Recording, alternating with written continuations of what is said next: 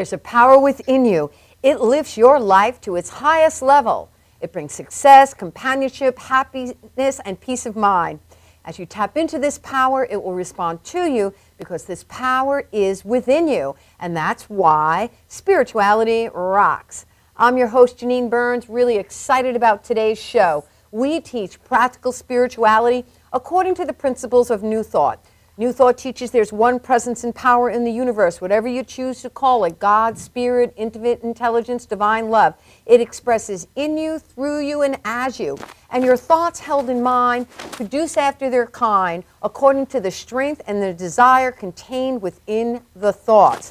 And that's what we focus on every week on spiritualityrockstv.com. This week I have a fantastic show because we're going international. Via Skype, we have with us Mr. 2020 from freeneville.com. And on Skype, we have with us Reverend Nina Russell down in Baton Rouge, Louisiana. And in the studio, we have Reverend Saba Mchunguzi. Welcome to Spirituality Rocks. It's great to be here, Reverend Janine. I love when you're a co-host. Reverend Saba is with the local Unity Church of Healing Light.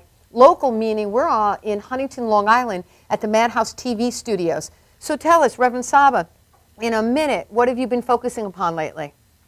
Well, I've been focusing on health.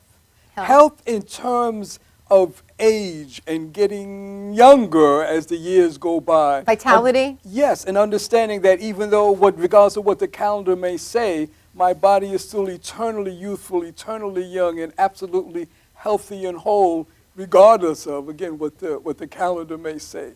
Loving it. I love Excellent. that. Fantastic. And on our phone call, we have Reverend Nina Russell. Reverend Nina is a divine science minister. So welcome to Spirituality Rocks, Reverend Nina. Thank you so much. Just delighted to have you with us. And so what I like to ask is, what spiritual truth or idea have you been focusing upon lately? I've been focusing upon gratitude. As I am aging, I'm 72 now, I look back at my life and I've seen how the truth that heals, the truth that uplifts, has helped me so much with ordinary human problems during my lifetime, and I have escaped a lot of the problems and a lot of the illnesses that most mankind is subject to.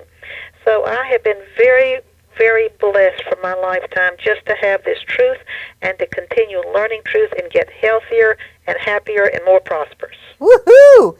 And so you say that gratitude. One of my favorite quotes is by Plato, who said, "A grateful mind is a great mind, which eventually attracts great things." And so tell us more about this idea of gratitude. Well, gratitude lifts the consciousness. Instead of going into depression, poor me, victim consciousness, when we have gratitude, it lifts our consciousness. There's a very ancient saying that gratitude impels the gods. Now, that's told from a polytheistic instead of a monotheistic standpoint, but it's still, the principle is there, that when we have gratitude, more good flows in because we're open and receptive. And I've thought about all the demonstrations that I have made, and demonstrations of when we apply principles, thoughts held in mind produce after their own kind. And I know one time I was trying to get a house sold, and my husband wanted to sell it by owner, and he doesn't know anything about selling real estate, and he was going to sell it. I was upset, so I worked it out that everybody has a right place and a purpose in that place, and whoever's right place this is being irresistibly attracted to it. Okay. Anybody who would bless and be blessed by this house is being irresistibly attracted. So I held that in mind, and he made some repairs, finally put the for sale sign out in the front yard, didn't do any other publicity. The second day, a lady came and wanted to look at it. The third day, she said, "I'll take it."